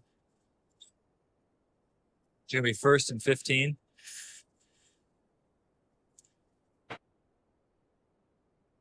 Well, these athletes will meet again on other athletic fields this year in basketball and baseball, and some of these same athletes of Groves will try to avenge this loss tonight in other sports. Groves still in the wishbone. Todd Irwin rolls out to the right. He's got a man open, but it's going to be picked off down there by number 22 from Seaholm, Jeff Costello. We're going to get a replay on that. A nice play by Costello. Irwin, as you can see, rolls right. John Coleman putting a little pressure on Todd Irwin at quarterback. Well, all year long, Seaholm's defensive backs have done a fantastic job. And another interceptions. I don't know how many they've had on the year, but I can tell you they've had an awful lot of interceptions. Very, very smart backfield for the Maples of Birmingham Seaholm. Swanson still in the quarterback for Seaholm. Minute 47 left in this ball game. Handoff goes to Briscoe. Gets a couple yards. But again, we'd like to thank Booth Communications and most of all Curtis Emerson, our logistical coordinator tonight, our program manager. Logistics of the camera angles handle very well. All our camera crew, we appreciate the work they did tonight.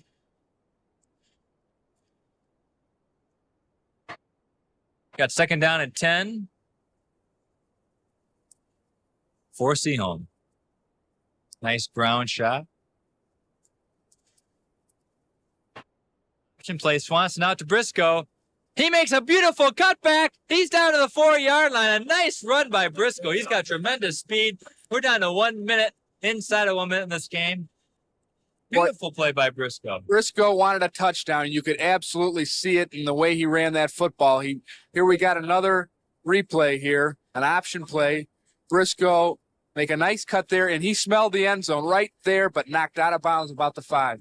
That was a beautiful camera angle. You could see how Swanson really held the ball at the last second. Let's see if they give it to Briscoe again to give him an opportunity to get a touchdown. 1st down and goal to go.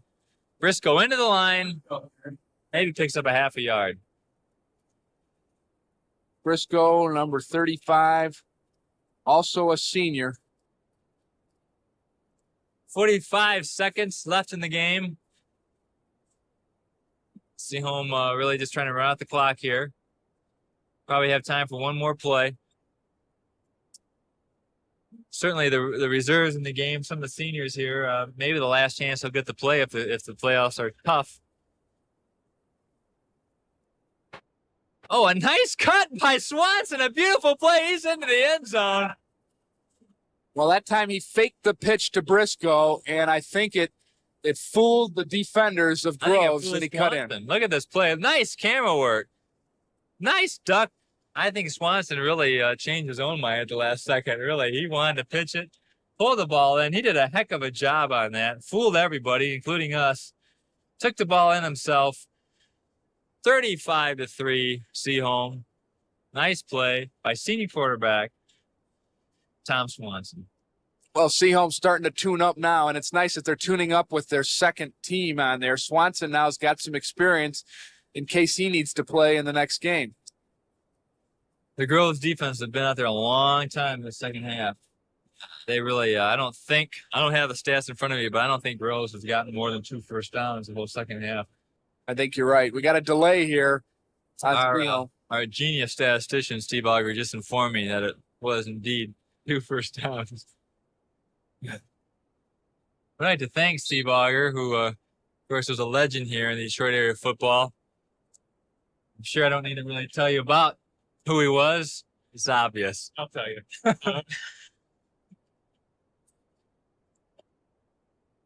Dave Beatty, famous more for his banking than his football.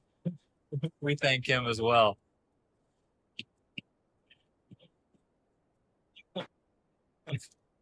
We're not going to try to speculate on that one. Came from the west side of the state, Battle Creek Lakeview, who, by the way, is ranked 8th. Actually 6th this week in Class A. May end up playing Birmingham Seaholm. With 18 seconds left in the game. Who would you root for in that situation? I'd have to root for my home team, Battle Creek Lakeview Spartans. Beat Marshall High School in the big Twin Valley game a couple weeks ago. They could meet Birmingham. Well, the next game, the players from Royal Oak Dondero and Royal Oak Kimball getting ready to come onto the field as well. Dondero will also make the playoffs and is also a potential opponent of Seaholm. If that happens, we'll have the Royal Oak Oaks against the Birmingham Seaholm Maples. So a battle of trees in the playoffs. Swanson ready for the kickoff with 18 seconds left in this ball game. Seaholm on top, 35-3. Line drive kick down to Beatty. I'm sorry, that's not Beatty. That was Brunders. Brunders scoops it out to about the 15-yard line. 11 seconds left in this ball game. The only score for Groves coming on a 25-yard field goal in the first quarter. Well, we've got a penalty flag on Seaholm. I think it's an unsportsmanlike conduct down there after the tackle was made on the kickoff.